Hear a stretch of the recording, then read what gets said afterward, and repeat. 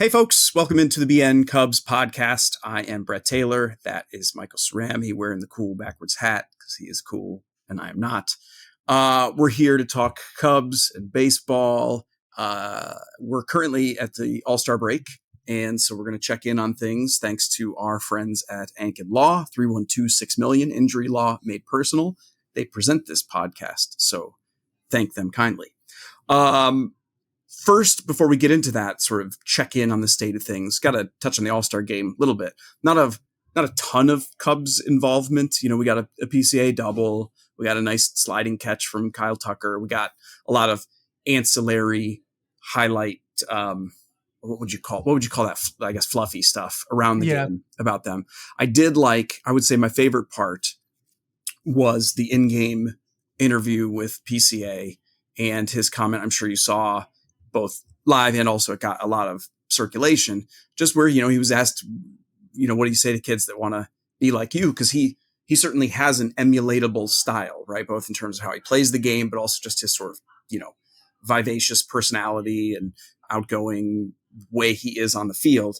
And he kind of flipped that question on its head and is like, look, when I was coming up, I was trying to be like the people I thought I needed to be like. And then what really helped me was realizing I just needed to be myself and really embrace, you know, the uniqueness. And so my advice to other kids would be just be you, be the version of you that you already are. And I was like, man, I took that, I sent it to my kids and I was like, that's good. That was a great answer on the fly.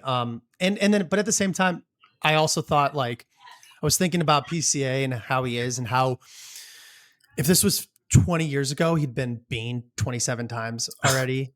I mean, it's just no chance. And kind of to give credit where it's due, Bryce Harper sort of crawled so Javi Baez could walk and Javi Baez walked so PCA could run. I know what you're saying. Yeah. Like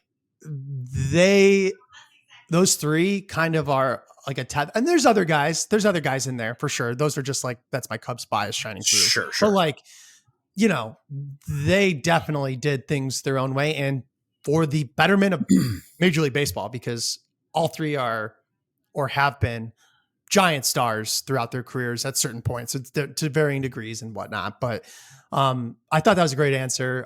My favorite part was Tucker's sliding catch. Sorry. Go on. Hold that, because I have a follow-up question on that you made me think of.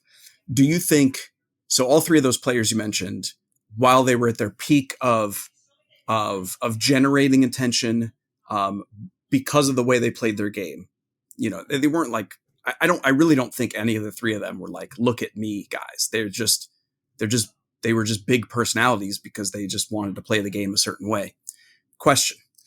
Do you think if any of them weren't good while they were being that way, there would be more blowback, more whether it's retaliation on the field but also justifiably so. You can only do that if you're good. Otherwise, it's just annoying. Yes, I 100% think so. Are there any examples of? I think I agree with you, but I'm trying to think of someone who's like, you want to know really who it is right personality now, and is not good. Oh, I can think of one, but okay. Go ahead. I don't think I'm going to go the way you want, but I have like this annoying. This is so unfair, but Vidal Brujan. I'm like, stop smiling. Like, you barely play. You're never good. And you're just out there like I don't like it. I know it's so unfair of me. I get it. I genuinely understand. And the Cubs are doing so well, like generally, that I shouldn't have. But he comes up to the plate and I'm like, what is going on in your head that you're just like, have you ever seen him not like fully grinning? I will tell you what he's so happy about. He's so happy because it's July 17th and he is somehow still on the roster of a team that is trying to hold on to first place. It's insane. I do not. Whenever I see him, I'm like, what is going on in your head that you think? I don't know. I know it's unfair. Just a happy guy. He's just a happy guy. It's such a hater of me. But who were you thinking of? Yeah, remember Brian Wilson? The closer, he was with the Giants. So he was good. He was like really good for, I don't know, a season and a half season. And otherwise he was just like this saves accumulator. His numbers were really not that good. He just kind of, I don't know, you put an average pitcher in there for 50 save opportunities. They're probably going to convert 40 of them because they're just going to get 3 outs. Right. But he was just so over the top, both on the field and off the field. And it was so showy. And he had I don't know. There was something about it that rubbed me the wrong way from the jump. So, and as he got worse, performance wise, it made me even more annoyed. Yeah. I'm like, man, I get it. You especially do not deserve to be like me. Well, and it's not even, I'm not policing anyone who acts like that. It's just kind of like, that scene in Along Came Polly where Philip Seymour Hoffman's like, let it rain. And like, Rainmaker. It's like, yeah, you could do that if you're making the shots. Otherwise, it's just weird. But I was going to say, I don't know if you were watching this part live, but I was, and I immediately jumped to write it up because it was hilarious. Clayton Kershaw takes the mound. He's mic'd up and he's like, hang on guys, just got to throw a little bit of cheddar. And he just gets absolutely rocked 101 something miles per hour, but Kyle Tucker saved him with a sliding catch. And had that not been caught, that would have been an all-time hilarious moment. And Kershaw was cracking up because effectively it was a hilarious moment. He just got saved. But I thought that was funny. And so I thought that was cool because the Cubs because that became a highlight, Tucker was a part of it. And that became a little thing. Then Tucker stole the fly ball from PCA while PCA was mic'd up. Hilarious. Right. And then you're right there. PCA doing the interview, PCA getting a double. Like they actually did some stuff. Yeah. And then, God, I can't remember. I love Kyle Tucker to death, but boy, does that guy give boring answers. There was some like interviews and it was like, who's your favorite player? And he was like, it's not PCA, not just because he's standing next to me. And everyone was, they like marketed it as like this hilarious answer. And I was like, that wasn't even a good anecdote. Like there was nothing there. He didn't say it. Like he didn't deliver it. He just doesn't have that. I didn't see factor. Yeah, I wish I could have seen how he delivered it. I didn't see it, but the Sun-Times had a piece that was the obligatory Kyle Tucker. Hey, you want to? How about representing the Cubs in future All-Star games? And I appreciated the clever way of injecting the question. And he answered twice to those things. Sure, why not? And I mean, I'm probably giving that more affect than he did, but like I liked that because I was like, oh, I can write that up and have some fun with that. Like, oh, see, he's down. But I could also envision him answering, sure, why not? Bottom line is we need Kyle Tucker to help us make more stories on Bleacher Nation. So geez, right. Man, come on. Step up. Get a little outrageous. Give us something. And then there's the swing off. That was pretty sick. I mean, yeah. Within the confines of an exhibition all-star game. Yes. I saw your article. It was great. Like it wasn't even just acceptable. It was perfect for that. It was perfect. But I can't think of anything that was more perfect for an exhibition all-star game and would perturb me so much personally if it were actually the way games end. You know, people are like, oh, you know, it's like a shootout in hockey or soccer. And it's like, well, no, because a player trying to score on a goalie is a thing that happens in those games. A dude taking hacks off a pitching coach or whoever to try to hit more homers before they don't hit homers. That is not something that happens in baseball. And you know what's funny is because my first thought was, oh, it's like a shootout. And then I saw your article and I saw you make that point. And then I was like, oh, well, wait a minute. They could just use the other team's pitcher to, and then I went, oh, so just baseball? Yeah. I was going to say, and they could use their defense to try to prevent those things. Yeah. So, and you know what? Listen, the Ghost Runner thing has been a wild success. Just absolutely. I didn't expect it to be good. It is good. It shortens games, but it's still exciting. It makes things happen. It's unique to baseball. I think they killed that. Just leave that as it is. I do think it's a little strange still, and I'm not saying they should change this, that they don't do it in the playoffs. The postseason, I know. It's like, weird. I get it. But you played all the games this way, and then your most important games, when the most eyeballs are on it, when this most could be, I don't know. It feels like there's some disconnect, but I get it. I mean, I understand the general. Do you know when we're going to run into that again? Is when automated balls and strikes kicks in next year, there's going to be people, and maybe this happens, that are going to be like, okay, fine, but not for the postseason. Yeah. We can't change this. And we're going to have this same, like, if you think it's right for the 162 game season, if you think it's the right way to play the game, why in the world would you change it for the most important games? It makes no sense. I'm really excited, by the way. No one's talking about this. To see stats on who's the best at challenging balls and strikes, because that's that's going to be a new and important statistic. Who do you think is going to be, which category of player do you think it's going to be the most important to be good at that? Catchers, hitters, or pitchers? Oh, I see what you mean. Because wait, can pitchers challenge them too? It's not just the pitchers, catchers, and those hitters. Three are the only three. Those are the only three. I feel like it should. I can make an argument for a couple. Like, I think pitchers are actually the least likely, because they're not there. So on that side of it, I think it's the catcher, because they know where they're receiving it. They should really have the best sense. But the most important feels like the hitters, right? Like, because you're the one for whom that count matters. Like, I get it. The pitchers are trying to get outs, but like the hitter being able to change the entire trajectory of his one time at the plate feels, but that's exactly what I guess that's what I was getting at most, is that there's going to be people who are good at it, people that are bad at it, people that are good at it and don't do it enough, or vice versa, people that are bad at it and do it too often. Yeah. And it's like, you know what I mean? Like, couldn't you totally see like Seiya, who famously gets a tough strike zone sometimes, I'm sure it's chance or whatever, but not doing it enough, when us being like, nope, Seiya, challenge the strike zone. Like, he's, I'm saving it for my teammates or something. Yeah, like that's going to be there's going to have to be serious strategic coaching into the scenarios, the opportunity. Like, hey, like, don't challenge until later. Like, all of a sudden, managers are judicious and thoughtful in that sense. Players are emotional. Are Player can be immediately, we're gonna have to tape people's arms down. Tape your hands to the bat. Extra to the bat, right?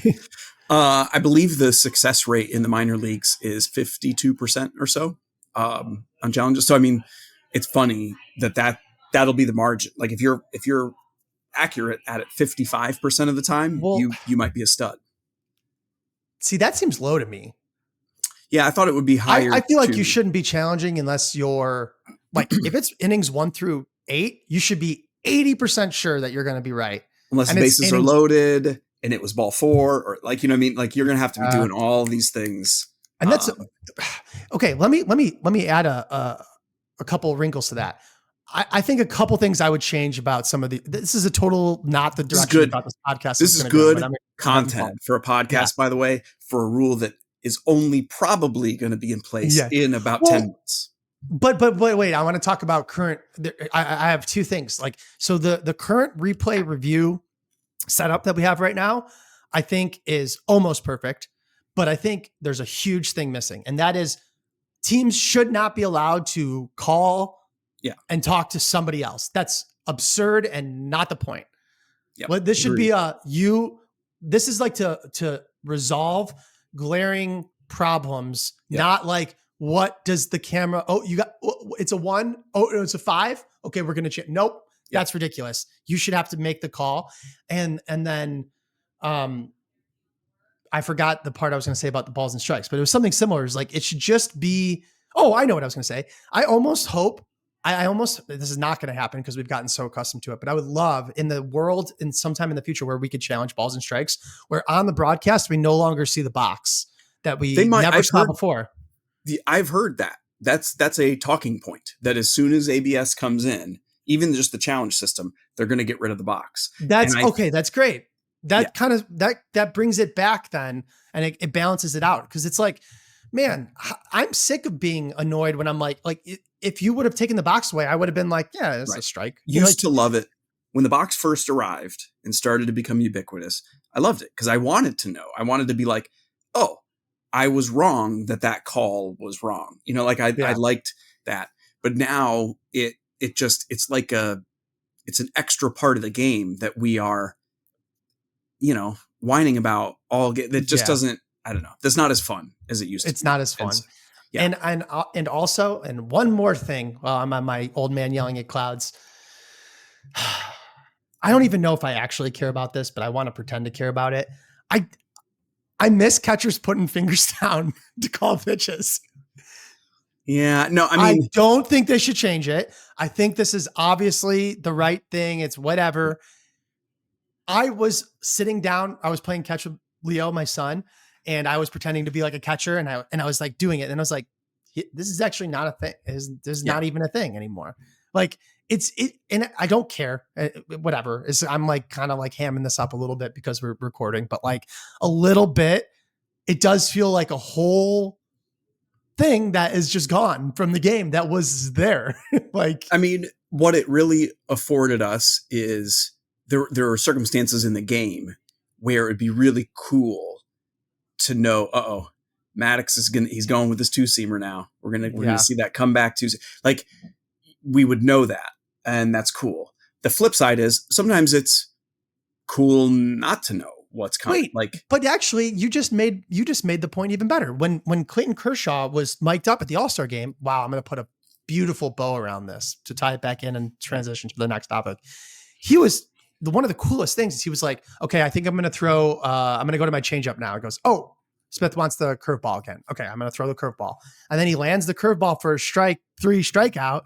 And I was like, well, that was cool. Like, I want to see, I just witnessed. Would you want that for every pitch though? Like, part of the reason that was so cool was because we never get that insight.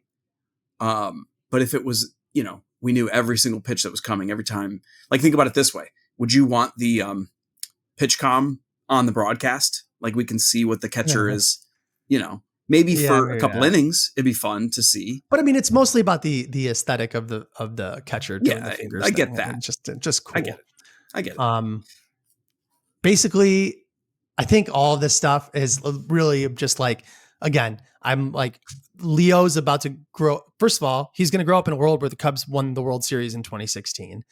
And that's strange. My entire identity as a Cubs fan is going to be completely different than his identity as a Cubs fan, if he is a Cubs fan. I mean, if he wants to remain my son, that is. And it's others, just little stuff like that. But ultimately, I'm pretty much, I would say, like, all these changes have been for the better for the most part. Stolen bases being up is great. The replays, getting things right is good. I just think that I don't want us to say that just because things are good, there's not potential room for tweaks to these changes that have been more dramatic, and we can just improve them a little bit more. Sure. I don't know. That's pretty much that on that. Speaking of tweaks. Wow. What kind of segue? I'm trying. I would like to see the Cubs tweak. Could go with the roster, or I could go with where they are in the standings. Whatever. It's a little check-in situation. Just it's the All-Star break. We sort of, it's the time of the year where I use the word nominally more than any other time of the year, because I say it's nominally the end of the first half, because it's not the first half. They're like way past the first half of the season. Yeah. But we call it that. And through the first half of the season, like, there's 2 clear ways to think about where the Cubs are. It's, hey, they've got the 3rd best record in baseball. They're just outside having the best record in the National League. They are performing at both an individual and team level better than we would have realistically hoped back in March. And that's not even considering the pitching injuries that they have dealt with, which have been substantial. And so you frame it that way, and it's like, how could I feel anything but hopeful and positive and optimistic going forward? The counter framing, of course, is that the Brewers have won at a 720 clip for a month and a half now. A 720 clip. And they're a game behind the Cubs.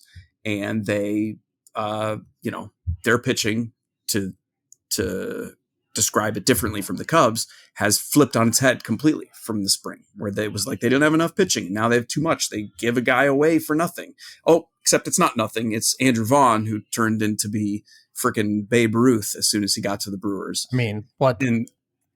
And so you put it that way, and it's like the Cubs' success. We've talked about this before. I don't like to think about the Cubs' success as being relative to the other teams in the division until we're actually talking about who's going to win the division in like September. And so on the one hand, I want to think about the first half in the first way I described. Like, these Cubs have been freaking awesome for this first half. And yet I'm a fan. I imagine I'm not alone in this. It's really hard not to look at the standings and look at the nightly success from the Brewers and be annoyed with where things stand at the end of the first half, because it feels like the Cubs should be blowing the division out. Yeah. I would add that, you know what I think kind of really drives that home for me is that they haven't had a stretch of absurd dominance. They've just kind of been, they had like a really good start against a lot of tough teams. They had a little bit of a slow part. Then that part of the schedule where they were facing a bunch of bad teams, finally, they took care of business, but it was not sweeps and winning streaks. It was winning every series.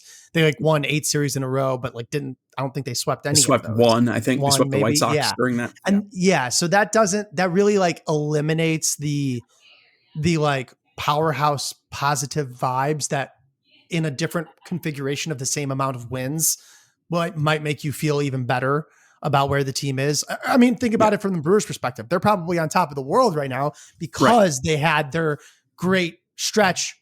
That was like a dominant stretch leading right up into the break. Even though they had a worse first half than the Cubs. Exactly. And I think that's it. I mean, ultimately, and I wrote about this, but it bears repeating and bears stating some of these stats. MLB Tankathon has the Cubs at with the third easiest schedule in baseball from here on out. It's 482 winning percentage of their opponents from here on out. By contrast, the Brewers are going to face teams with a 515 winning percentage, which is the fourth toughest remaining schedule. Huge difference there. At ESPN, the Cubs have faced the sixth toughest schedule in baseball so far. The Brewers have faced the third easiest schedule so far. So that's a different way to look at it, but it's the same effect. I mean, I don't know that you can ignore that stuff. Power Rankings Guru does the same sort of strength of schedule thing, but they do it based on the actual composite power rankings, not the records of the teams. And the Brewers have faced the seventh easiest schedule. The Cubs have faced the fourth toughest schedule. So like every single publication out there has the same results. The Cubs have faced a much harder schedule and have a much easier schedule going forward. The Brewers, the exact opposite. And I think the part, and I wrote this, but I think the part that people sleep on is not just that the schedule will be harder based on the things that are the way these teams are made up today, but also the teams the Brewers will face should be getting better at the deadline, and the teams the Cubs will face should be getting worse at the deadline. Those are the teams that are going to trade players away in theory for prospects or long-term pieces. And the teams that are the first place teams are the ones that are going to be adding. And so not only, even if nothing changed on any of these rosters from here on out, should the Cubs have that advantage over the Brewers, but that advantage should become even starker as the year goes on. And I think that's important. I just hope it plays out that way. It's certainly an explanation because we're not wrong when we say, like, you know, the Brewers, their pitching has gotten a lot better, but they do not look like the team that should be a game and a half behind the best record in the National League, which is where they are. No. And it's different, by the way, because I can hear people screaming it. That's not us doing the same thing as always of like underestimating the Brewers and they overperform. There's a difference between overperforming and winning at a 720 clip for this length of time. That's a bit much. The only point I would add to what you were saying that kind of cuts in the other direction is when we talk about why it matters, you know, that the Cubs have done this against a very hard schedule, the Brewers have done this against a very easy schedule, and going forward, the Cubs have an extremely easy schedule and the Brewers have a tough schedule. What we're really talking about is talking around the periphery of projecting performance going forward, right? We're saying like at the margins that suggests the Cubs should perform better than the Brewers, right? But it doesn't look at the teams at all. It doesn't look at the actual constitution. Yeah, I know, I see it. It doesn't look at I turned my hat the constitutions of each of the teams and looking at those. Yeah, I still think the Cubs are the better team on paper when I look at the roster. But one big difference is it's not like the Cubs have Justin Steele coming back. No. He's gone and he's going to be gone. Mm-hmm. That's a big one. The Brewers don't exactly have a converse parallel, but they did just get Brandon Woodruff back, and he has pitched like a freaking beast, contrary to all reasonable expectations for a guy who's missed a year and a half major shoulder surgery and had multiple setbacks. He's Brandon Woodruff. I feel like his velocity. He's a totally different pitcher now. Yeah. Anyway, sometimes though it's those soft skills. I mean, that make a pitcher, make a guy. You know what I mean? It just is true.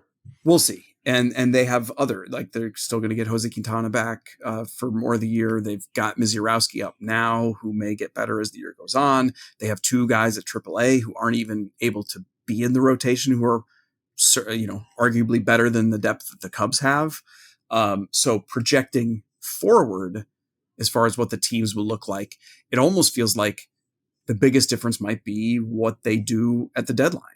I don't necessarily see the Brewers as being significant buyers, but they do have spots, particularly on offense, where they could patch and they could make it. Do you think their Eugenio Suarez rumors and connections are legitimate or gamesmanship interest or gamesmanship because the Cubs are so obviously involved? Because it seems like part of the reason it seems so dubious is it's not the type of move the Brewers of recent vintage tend to make at the deadline. Even competitive Brewers teams will do those trades, those good old fashioned baseball trades where they'll always work for them. It always works for them too. Yeah. And so they tend not to do the real traditional buying of rentals for prospects. Right. And so dubious there. It also really helps the Diamondbacks if they can build up. Yeah. Well, that's what I mean. And so I get it.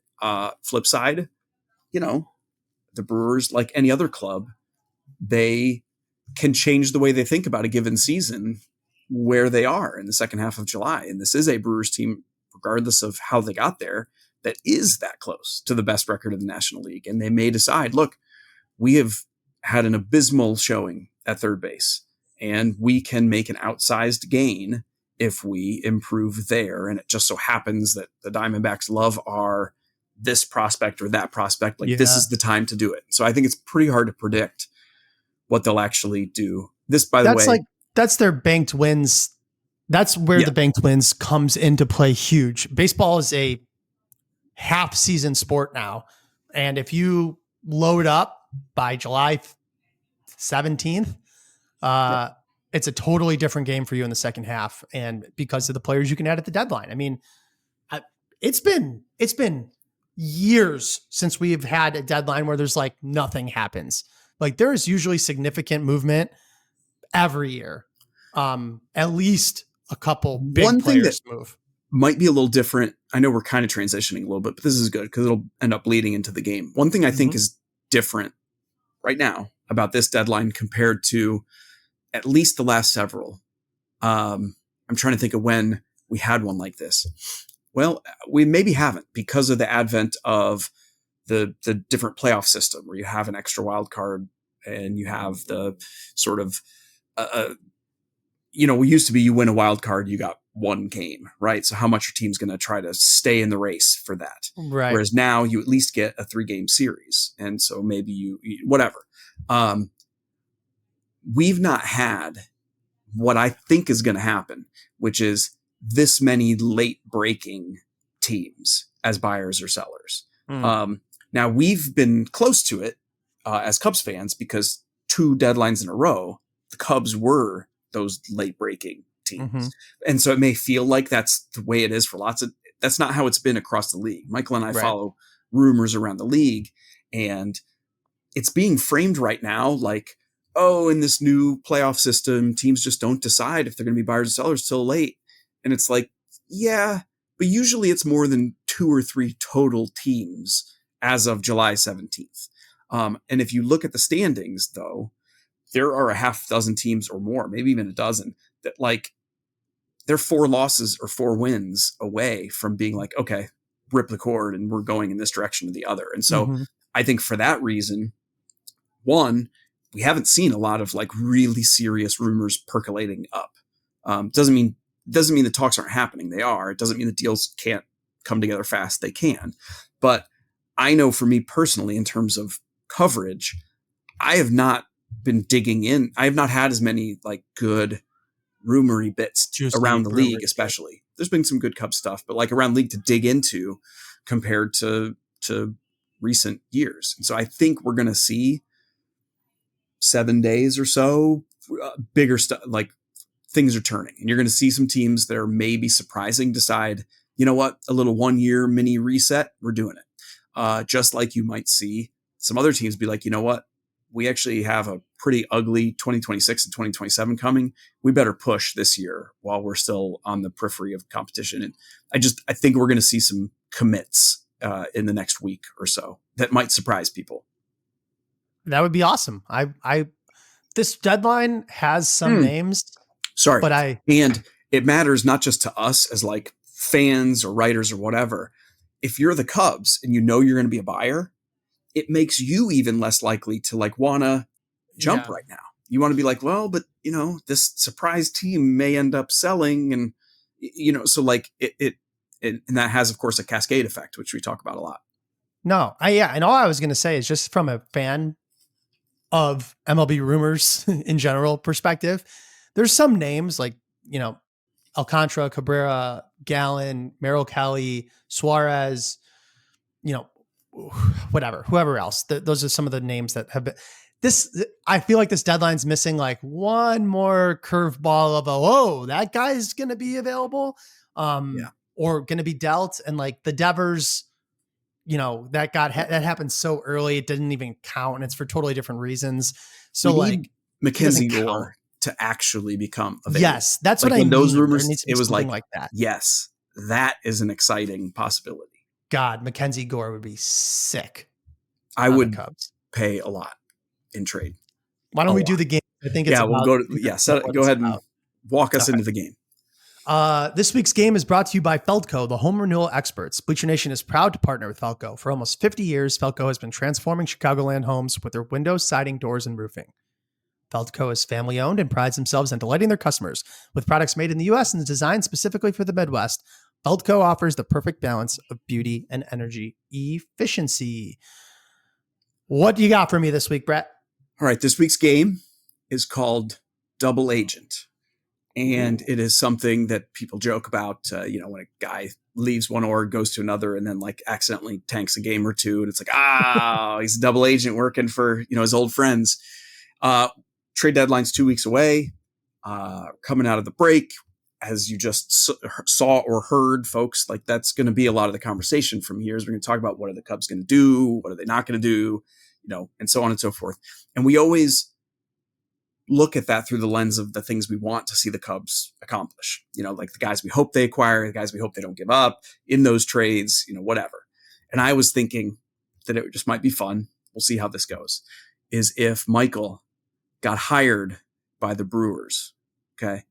And he's hired by the, it's my own game. And he's hired by the Brewers, but in secret. Okay. So he is working for the Brewers. Okay. But he's hired publicly by the Cubs. Okay. Got it. So he is a mole. My actual allegiance is to the Brewers in this scenario. Correct. You are a Brewers double agent who has been hired by the Cubs. And you've worked for years. Maybe you wrote at a popular Chicago Cubs blog for many years and hosted this a could podcast. Be true. And all so that you could be there lying in wait to be brought into Jed's office, Carter's office. And they're like, you know what? This Michael guy, he knows what he's talking about. He loves the Cubs. He wouldn't do us dirty. We're going to trust him to help us make 3 moves this trade deadline season. Okay. This is fun. He is going to tell us what to do. But really, you are working for the Brewers and you are trying to do things that are moves the Cubs might do, but that you believe will actually hurt the Cubs, whether short-term, long-term, but are secretly bad moves for the Cubs. Okay. First of all, I feel like this should be allowed. And baseball can teams should be take run this like anywhere countries. you want to go.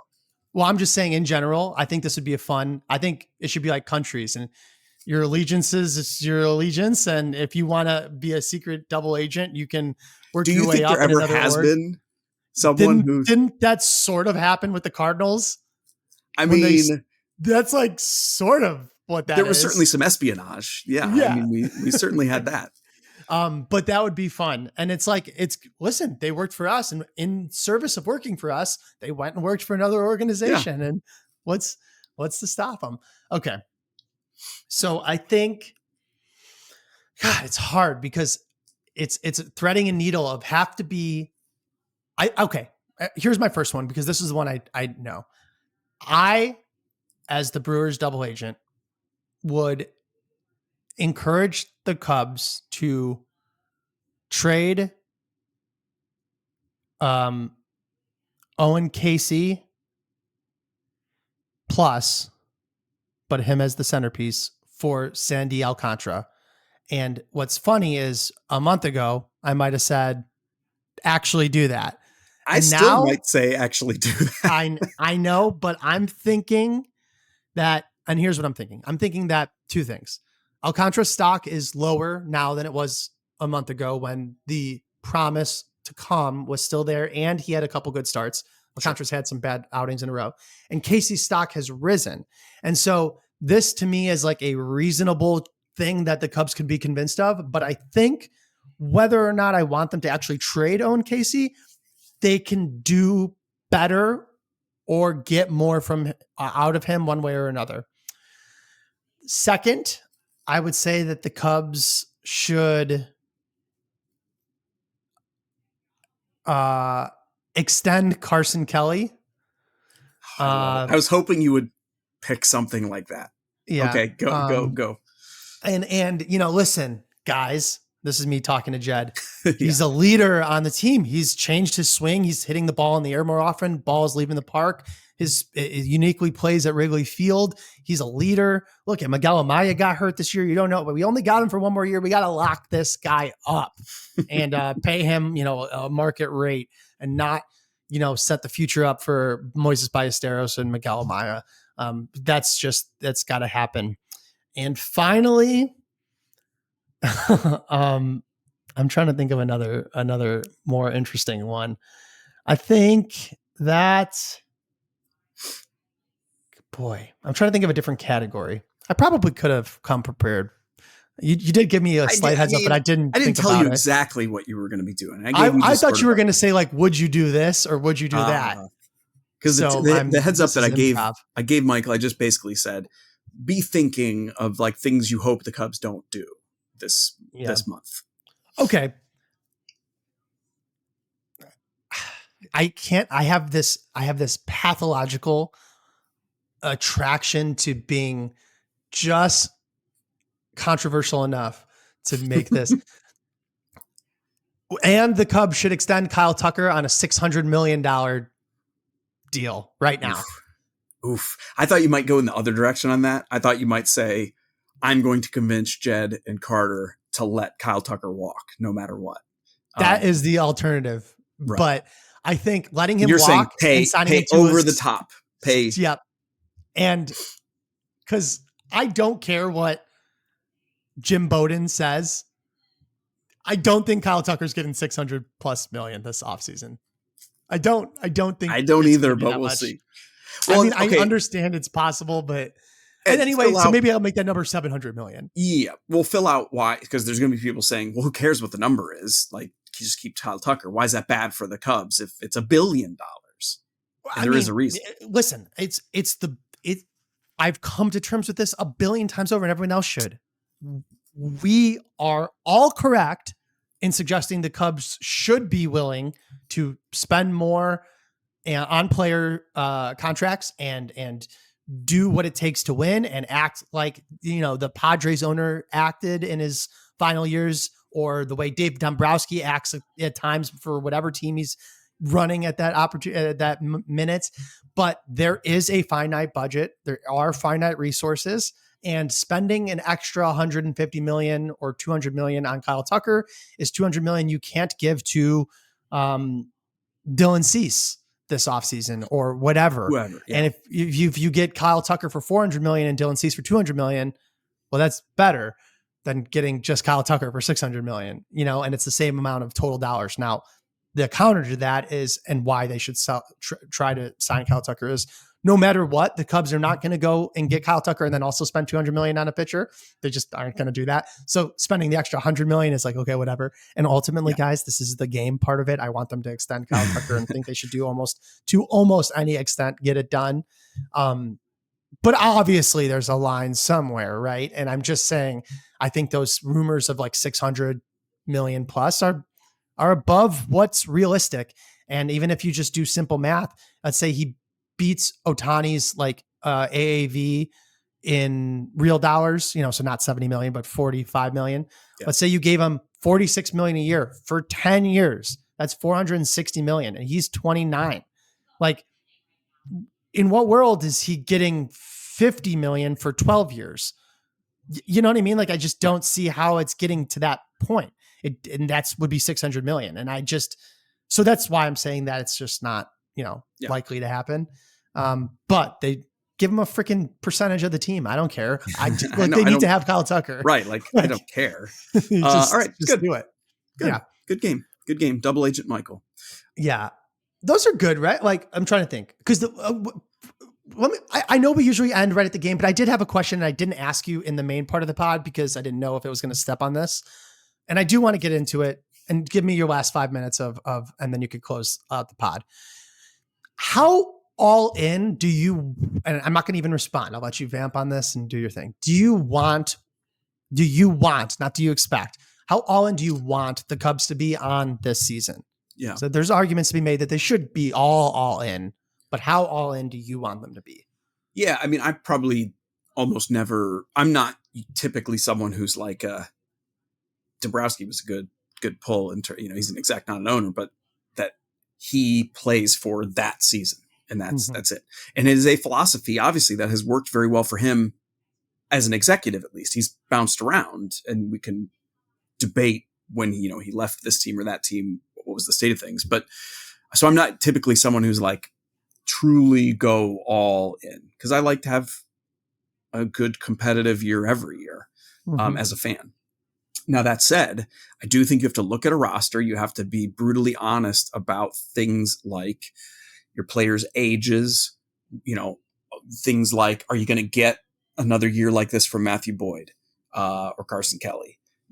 Is Kyle Tucker actually going to resign or not? Is Pete Crow-Armstrong going to be an MVP type performer every year or not? And so I look at the way things have played out for this team, and I do start to lean more toward, I think they need to be more aggressive this deadline than typical to bolster this. And I kind of hate that it played out that way because it's going to become a really convenient narrative to say that Jed and Carter are pushing extra for this year because their own contract situation, they want to stick around longer. And of course, I guess you could say, hey, they set it up that way. They went all out to get Kyle Tucker, and that's a huge factor in this being a 1 year thing. But I don't know. I have to divorce myself from all that. Just look at the roster and just look at the situation and say, you know what? Things could look very different for this big league team next year. I think they'll still probably be good, but I think it could look really different. I don't know that they're going to be on the doorstep of the best record in the National League or within a really good spot to try to win, one of the top two and get that bye. And so to me, I'm like, no, you need to go really aggressive. Make sure you get Suarez. You need to go really aggressive. Make sure you get a good starting pitcher. You need really aggressive and make sure you get a good back end reliever to pair with Daniel Palencia. And probably more. The bench won't even get into that, but the bench could use some, as an aside. Matt Shaw on the bench though. Matt Shaw on the bench is a good, that's huge. Sure. But I could be talked into adding Suarez and adding a good bench player. So that's where I land on that. Yeah, that's good. I decided I wasn't going to respond, but John Morosi did have a really great point, and it was kind of like the Brewers winning so much could end up being a blessing for the Cubs to make sure they actually do go all in as they needed to at the deadline. And if the cushion was too large, they might have been just less, incentivized to get that extra piece or to improve the package to get the better player and so on and so forth. And so hopefully that's true. And hopefully that's the silver lining of the Brewers having a really strong finish to the first half of the season. That is a nice way to frame that. Okay. We'll leave it there. This is the Cubs. It's the BN Cubs podcast, at Bleacher Nation. Official Cubs podcast. He said it. It's official. It's official Cubs podcast. Registered R. I'm Brett Taylor. That's Michael Cerami. You can read our stuff at Bleacher Nation, of course. Thank you to our presenting sponsor, Howard Ankin and crew at Ankin Law, 312-6million, injury law made personal. And thank you to all of you who listen. Hope you had a good break. Hope you are ready for the Cubs to get back at it tomorrow. That's Friday. And we'll be back at you next Thursday. Take care, all.